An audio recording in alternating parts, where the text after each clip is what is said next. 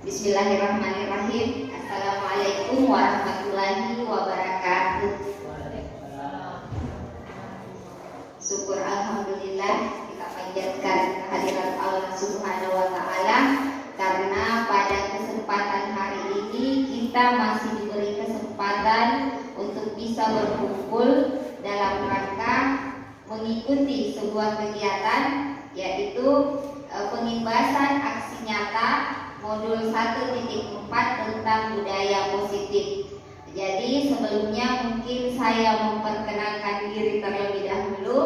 Jadi perkenalkan, saya Ibu Susanti, salah satu guru di sekolah ini juga ya. Jadi saya adalah salah satu calon guru penggerak angkatan 6 Kabupaten Takalar yang sedang melakukan menjalani pendidikan guru penggerak angkatan ke-6 ini.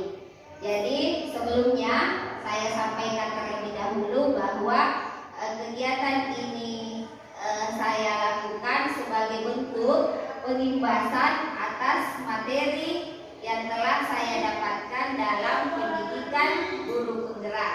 Jadi di mana dalam pendidikan guru penggerak ini kita diajarkan atau kita dilatih bagaimana menjadi mentor ya, atau menjadi rekan kerja yang baik untuk mengimbaskan ilmu tentang merdeka belajar. Jadi utamanya tentang merdeka belajar. Meskipun di sekolah kita ini belum menerapkan kurikulum merdeka, tetapi ini adalah program nasional yang insya Allah lambat laun pasti kita juga akan terlibat dalam kurikulum ini. Nah, sebelumnya saya juga mau sampaikan bahwa budaya positif di sini adalah salah satu penerapan dari kurikulum merdeka, di mana kurikulum merdeka ini merupakan kurikulum ya, atau paradigma baru yang baru dicetus, sehingga masih ada sebagian sekolah yang mungkin belum menerapkan dari kurikulum merdeka ini. Baik, saya mungkin langsung masuk pada materi inti kita hari ini, yaitu tentang budaya positif. Nah, baik, jadi latar belakang tentang penerapan budaya positif ini bersumber dari Merdeka Belajar itu sendiri, di mana Merdeka Belajar adalah sebuah kurikulum yang berisi pemahaman dari gagasan dan prinsip pendidikan berdasarkan pemikiran Ki Hajar Dewantara, di mana pembelajaran yang ideal menurut Ki Hajar Dewantara adalah sebuah proses belajar mengajar yang memfasilitasi murid agar tumbuh sesuai dengan kodratnya. Selain memperhatikan kodrat murid dalam proses belajar mengajar, guru harus mampu menerapkan suasana belajar yang memerdekakan murid, ya. Jadi memerdekakan murid. Kemudian guru di sini sebagai juru lapangan, ya, yang menentukan kualitas dari pendidikan sebuah bangsa. Makanya guru harus mampu mengenali dan memahami diri sebagai pendidik. Nah, mendidik dan mengajar bukan sesuatu yang sederhana, tetapi memiliki peran sangat besar dalam mengolah dan membentuk kualitas dari anak bangsa. Dalam proses belajar mengajar, guru bukan sekedar menyampaikan ilmu dari buku kepada siswa, tetapi lebih dari itu, yakni mendampingi murid dengan utuh dan menyeluruh. Jadi sebenarnya sebelumnya mungkin sebagian paradigma dari kita seorang guru berpikir bahwa kita datang ke kelas mengajar itu sekedar menyuruh siswa buka halaman sekian, kerjakan ini, kumpul, diperiksa, selesai tugas kita hari itu. biasanya seperti itu. Nah, ternyata berdasarkan pemikiran Ki Hajar Dewantara ini, tugas kita sebagai seorang guru tidak sesimpel itu, ya, tidak semudah itu. Tetapi bagaimana kita bisa menuntun, mendampingi murid menjadi murid yang berguna, ya. Jadi bukan sekedar selesai materi di buku cetak, selesai pula tugas kita, ya. Nah, selanjutnya, jadi pada dasarnya merdeka belajar dimaknai kemerdekaan belajar. Nah, di sini banyak siswa yang beranggapan bahwa merdeka belajar itu tidak belajar di orang, ya. Nah, ini padahal di sini yang memberikan kesempatan bagi peserta didik untuk belajar senyaman mungkin dalam suasana bahagia tanpa adanya rasa tertekan. Jadi kalau kita masuk di dalam kelas kemudian siswa merasa takut atau merasa tertekan, berarti kita tidak sukses menjadi guru, ya. Itu menurut Ki Hajar Dewantara. Tapi kan selama ini kalau kita masuk di kelas itu kita anggap diri tak berhasil kalau anak-anak itu duduk diam tenang, kan begitu kan? Tanpa ada anak yang bertanya ini itu, nah itu kita anggap bahwasanya sukses menjadi guru karena takut semua anak-anak sama kita, biasa begitu. Padahal paradigma itu yang sekarang mencoba diubah melalui kurikulum merdeka ini, di mana pembelajaran itu dikembalikan pada fitrahnya, bahwasanya untuk mendidik seorang anak itu tidak mesti dengan tekanan, tapi harus dilakukan dengan pendekatan. Nah, ini masih tentang merdeka belajar. Nah, kemudian rasa nyaman dan kebahagiaan peserta didik ditunjukkan melalui sikap dan emosi positif terhadap satuan pendidikan. Bersikap positif terhadap proses akademik, merasa senang mengikuti kegiatan di satuan pendidikan, terbebas dari perasaan cemas, terbebas dari keluhan kondisi fisik satuan pendidikan, dan tidak memiliki masalah sosial di satuan pendidikannya. Nah, penerapan budaya positif di sekolah adalah kebijakan dari Merdeka Belajar yang merupakan langkah untuk mentransformasi pendidikan demi terwujudnya sumber daya manusia unggul Indonesia yang memiliki profil pelajar Pancasila. Jadi sebenarnya sebelum Merdeka Belajar ini kita sebenarnya sudah merdeka. Nah, tetapi proses pembelajaran yang kita lakukan itu masih menggunakan pembelajaran kolonial, ya. Istilahnya masih kolonial karena kita sebagai guru masih memberikan paksaan kepada murid, ya, memberikan tekanan, harus tugas dikerjakan seperti ini, dikumpul seperti ini, tanpa kita bertanya bagaimana latar belakang anak itu, ya. Nah, terkadang misalnya kita berikan tugas, anak-anakku kalian harus membuat clipping, di mana clipping itu harus dijilid dengan kertas plastik dan sebagainya. Nah, tanpa kita mau tahu apakah anak kita ini mampu atau tidak, ya. Karena terkadang anak-anak latar belakangnya itu berbeda-beda. Nah, setelah dikumpulkan, ada anak mungkin yang rapi sekali, diketik komputer, kemudian dijilid dengan rapi. Ada anak kasihan yang karena keterbatasan biaya, mereka tetap membuat clipping, tapi hanya ditulis tangan, ya, menggunakan kertas yang ini, diheter seadanya. Nah, kita sebagai guru terkadang membedakan ini. Nah, kita hanya menganggap bahwa siswa yang bagus tugasnya itu yang terbaik, padahal kita tidak mencoba menghargai bagaimana kerja keras dari siswa kita yang mungkin menggunakan tulis tangan, yang mungkin lebih parah apanya, ya, tanggung jawabnya dibanding yang mungkin hanya diketikkan oleh orang tuanya, ya, karena tulisannya tidak terlihat. Itu salah satu contoh yang sering kita lakukan. Nah, kemudian budaya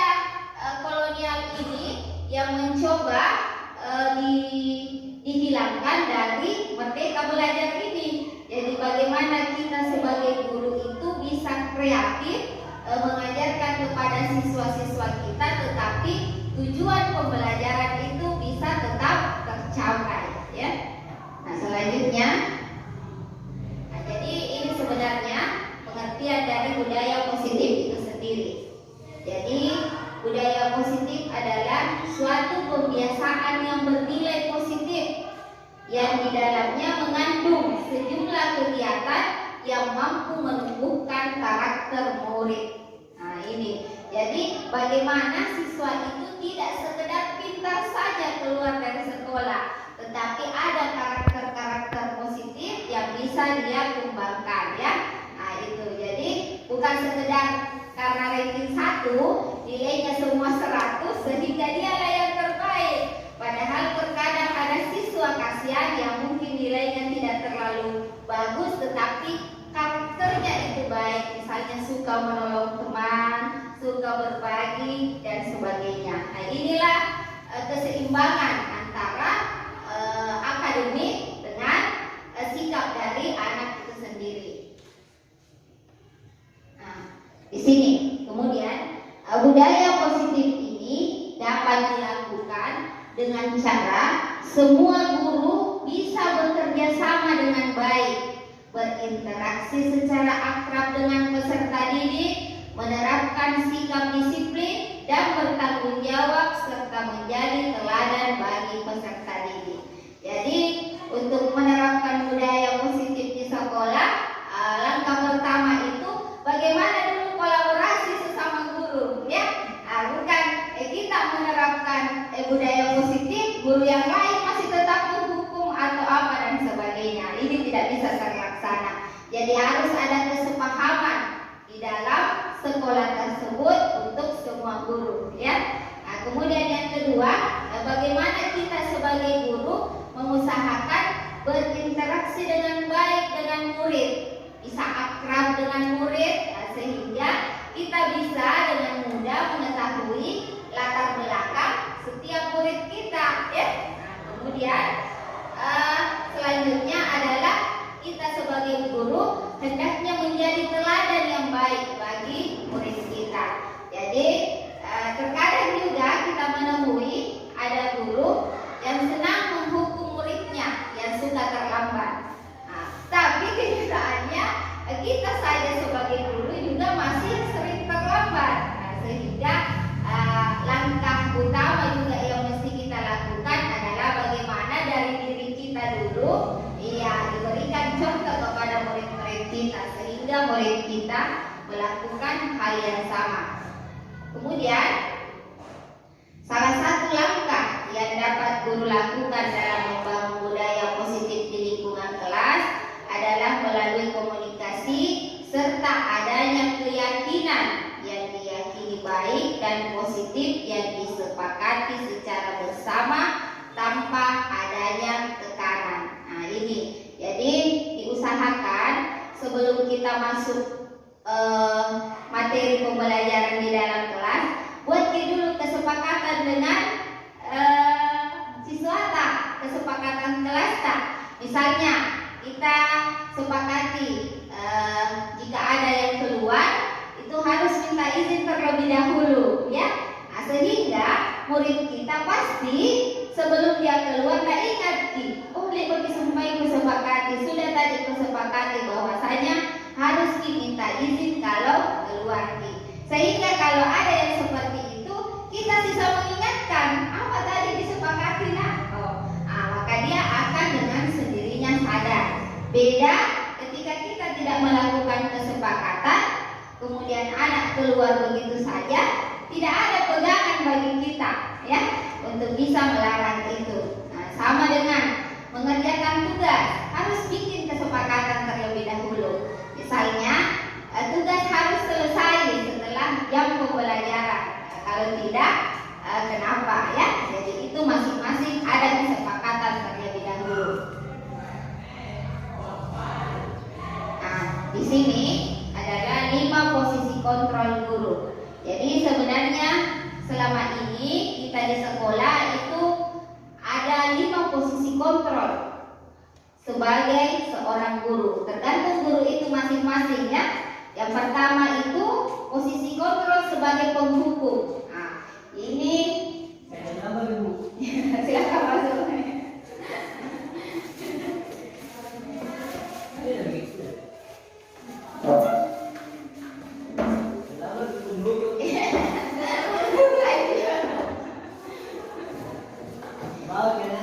Iya. Saya lanjutkan ya Pak, Bu. Iya, jadi sebenarnya kita sebagai seorang guru itu ada 5 posisi kontrol yang mesti kita yang salah satunya mungkin pernah kita lakukan. Jadi yang pertama itu adalah sebagai penghukum. Nah, ini dulu yang paling sering kita lakukan ya. Jadi guru-guru kita masih ingat dulu rata-rata guru itu berposisi sebagai penghukum. Sedikit-sedikit terlambat kita dihukum di depan lapangan upacara, berdiri sambil hormat kepada bendera, ya. Masih ingat ya Bapak Ibu?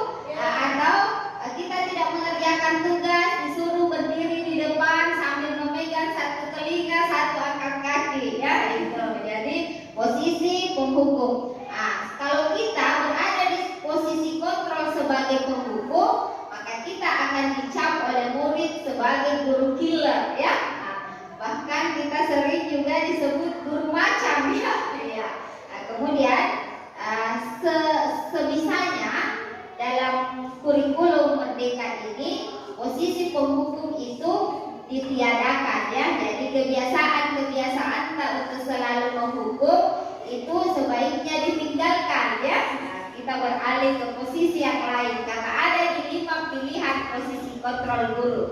Yang kedua yaitu membuat orang merasa bersalah. Jadi ketika kita sebagai guru kemudian selalu memberikan kepada murid perasaan bersalah. Misalnya ada murid yang tidak mengerjakan tugas. Terkadang kita wali kelasnya mengatakan, "Nah, kalau tidak dikerjakan tugas itu, saya itu yang dimarahi sama kepala sekolah." Kata-kata seperti ini yang sebenarnya menjadi tekanan bagi siswa. Dia akan merasa bersalah. Gara-gara saya, guru saya akan mendapat marah dari kepala sekolah. Itu kalau membuat orang merasa bersalah. Ciri-cirinya ini, kalau posisi kontrol seperti ini tidak seperti penghukum yang suaranya keras, menakutkan dan sebagainya. Kalau membuat rasa bersalah, dia seolah-olah memiliki suara lemah lembut, tetapi setiap katanya itu menyentuh perasaan murid untuk merasa bersalah. Nah, kemudian posisi kontrol yang ketiga adalah sebagai teman. Nah, ini guru seperti ini juga banyak kita jumpai, ya, di mana murid-murid itu dijadikan sebagai teman. Tapi posisi kontrol sebagai teman ini juga masih memiliki beberapa kelemahan, karena murid itu hanya akan merasa gurunya itu yang baik, ya, karena dia selalu dilindungi oleh guru tersebut, dianggap bahwa guru itu adalah temannya, sehingga guru yang lain itu sudah dianggap bahwasanya tidak baik. Jadi guru itu hanya mau mendengar, hanya mau menghormati posisi guru yang seperti itu. Nah, kemudian yang keempat adalah posisi guru sebagai pemantau. Nah, ini kalau posisi guru sebagai pemantau lagi, dia melakukan sesuatu berdasarkan data-data, selalu berdasarkan data-data. Menurut data, kamu sudah 3 kali tidak masuk. Nah, menurut data, ini selalu. Jadi mau tidak mau harus seperti ini, itu kalau pemantau. Menurut tata tertib, kalau tidak memakai seragam itu harus seperti ini. Jadi ada data yang disampaikan. Kemudian yang kelima, dan inilah yang dianggap paling ideal, ya. Posisi kontrol yang inilah yang paling dianggap ideal dalam kurikulum Merdeka Belajar ini, yaitu sebagai manajer. Nah, posisi ini mengatur di mana guru berbuat sesuatu bersama dengan murid. Jadi ketika murid itu melakukan suatu kesalahan atau apapun, maka selalu ditanyakan dulu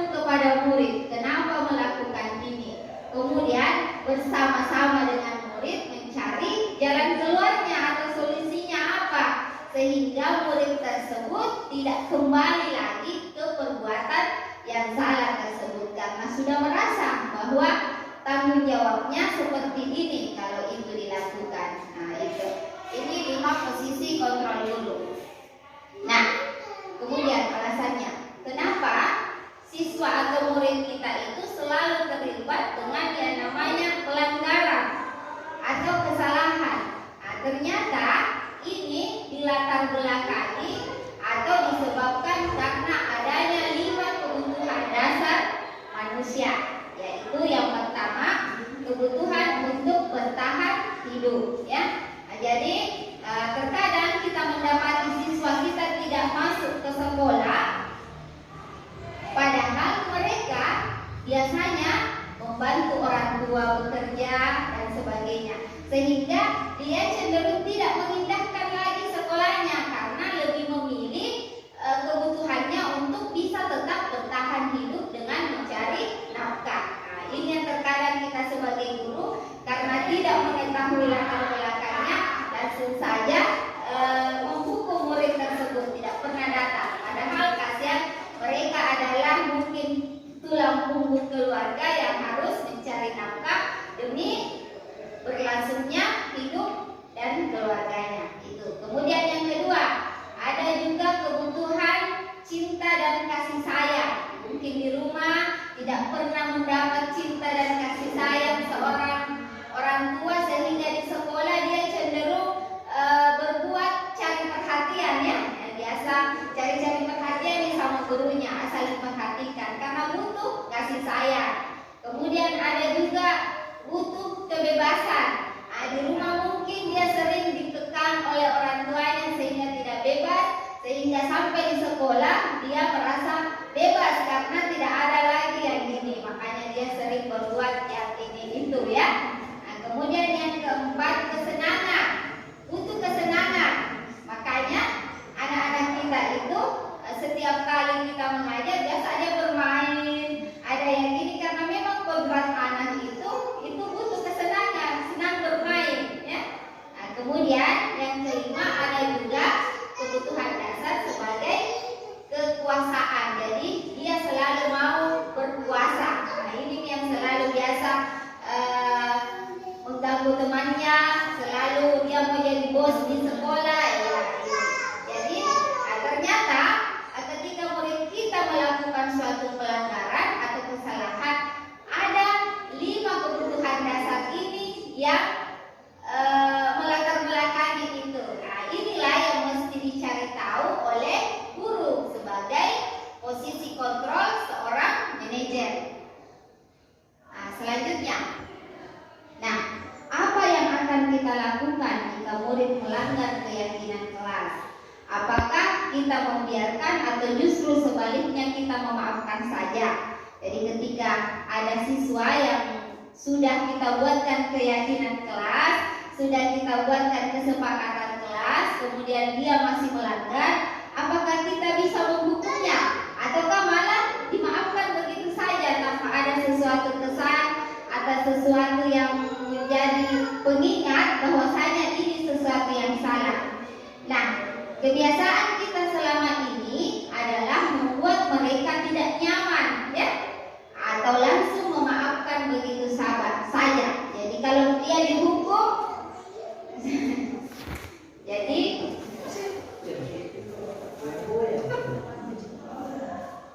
selanjutkan, Bu. Iya. Jadi kalau misalnya kita menghukum murid kita tersebut, maka dia akan merasa tertekan, merasa sakit hati, dan itulah yang akan membekas sampai mereka dewasa. Sebagai contoh, ketika kita ditanya tentang pengalaman kita waktu masih sekolah, maka yang paling kita ingat itu adalah perlakuan guru kita yang paling killer, ya. Mungkin kita pernah dijemur di panas matahari atau pernah diapakan. Nah, itu yang paling berbekas ketimbang hal-hal positif lainnya. Nah, inilah sebabnya sehingga kegiatan atau aktivitas menghukum murid itu sebaiknya diganti dengan istilah segitiga restitusi, ya. Salah satu cara memperbaiki diri untuk mewujudkan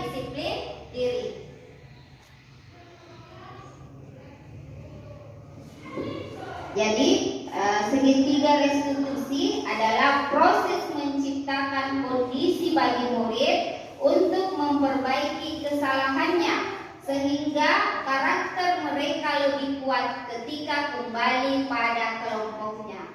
Jadi menyelesaikan masalah ada segitiga restitusi yang mesti kita tempuh. Nah, di sini restitusi memberikan kesempatan kepada murid untuk disiplin positif, memulihkan diri dari kesalahan sehingga memiliki tujuan yang jelas. Penekanannya pada cara mereka menghargai nilai-nilai kebaikan yang diyakini, bukan berperilaku untuk menyenangkan orang lain.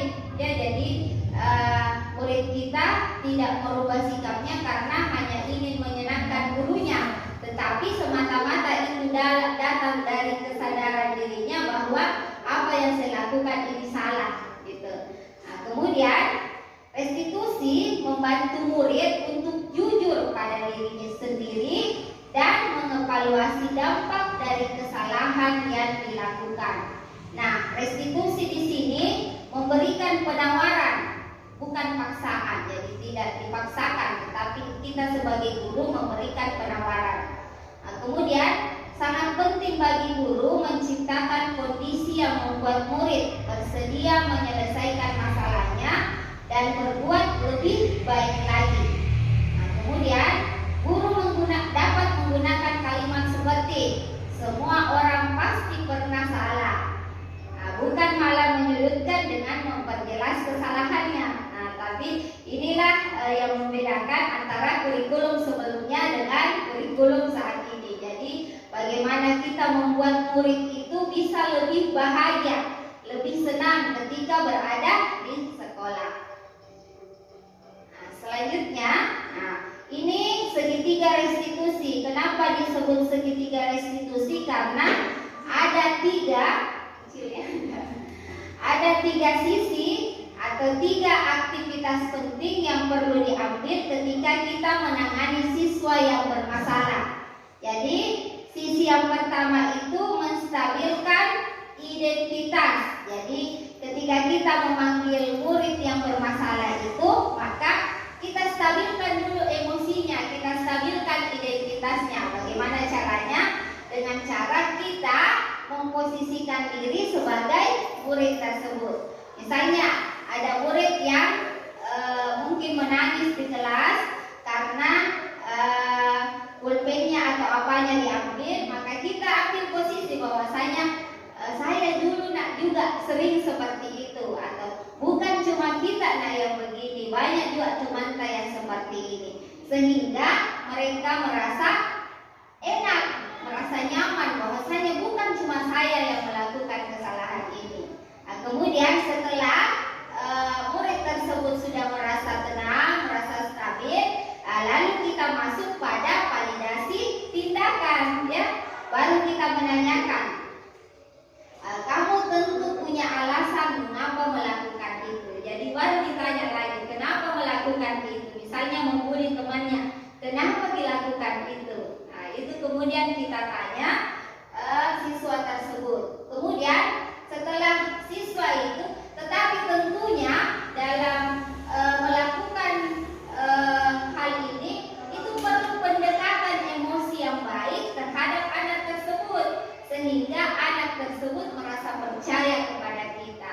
Nah, itulah sebabnya di awal harus distabilkan dulu emosinya, seolah-olah kita adalah temannya, kita ada bersama mereka, sehingga pada saat kita memvalidasi tindakan yang salah, mereka percaya sama kita, maka dia akan ini Ki, suka Ki ini. Akhirnya mereka bisa lebih terbuka. Kemudian setelah kita mengetahui alasannya, kemudian kita menanyakan kembali. Jadi bukan kita yang langsung memberi saran, harus begini bukan, tapi kita tanya dulu sama anak itu, kira-kira cara apa nanti ini yang kita lakukan supaya bisa lebih baik, supaya bisa kembali baik ini teman atau apa. Nah, kemudian setelah mereka memberikan itu, kita kembalikan pada nilai-nilai apa sebenarnya yang mereka telah langgar berdasarkan kesepakatan kelas yang kita sudah buat sebelumnya. Kan? Ada kesepakatan kelas yang kita sudah buat sebelumnya. Apa di situ nilai yang dilanggar? Apakah menghargai teman yang dilanggar ataukah kejujuran? Ya itu. Nah, kemudian setelah itu kita sampaikan, kamu ingin menjadi anak yang seperti apa? Apa ingin mempertahankan sikapmu yang seperti itu atau mau berubah ke yang lebih baik? Jadi berdasarkan kegiatan-kegiatan ini, segitiga restitusi diharapkan murid itu bisa kembali menyadari dari dirinya sendiri bahwa apa yang mereka lakukan itu ternyata salah dan harus diperbaiki, bukan karena dia merasa takut sama kita. Iya, saya minta maaf ini sama kau karena gara-gara ibu ini, bukan, tetapi itu dari dalam diri mereka sendiri sehingga mereka bisa kembali pada kelompoknya dalam suasana yang baik, ya, dan tidak mengulangi lagi kesalahan tersebut karena sudah memiliki tanggung jawab. Nah, ini segitiga restitusi. Nah, orang mungkin berpikir, susah kalau begini. Nah, inilah susah kalau begini, lama prosesnya dan anak-anak juga ini. Nah, itulah bedanya kurikulum merdeka dengan kurikulum sebelumnya. Begitu diagungkannya kurikulum merdeka sehingga dikatakan bahwa kita itu guru menghamba kepada siswa. Begitu diagungkannya. Karena kembali pada tujuan dari pendidikan menurut Ki Hajar Dewantara, bahwasanya tugas kita sebagai guru itu hanya menuntun, ya, hanya menuntun murid untuk mencapai kebahagiaan. Jadi memang kebahagiaan yang ingin dicapai yang harus kita berikan kepada murid itu selama berada di sekolah sampai mereka kembali ke ke masyarakat. Jadi betul-betul berbeda dengan paradigma kurikulum sebelumnya atau pengajaran model kolonial.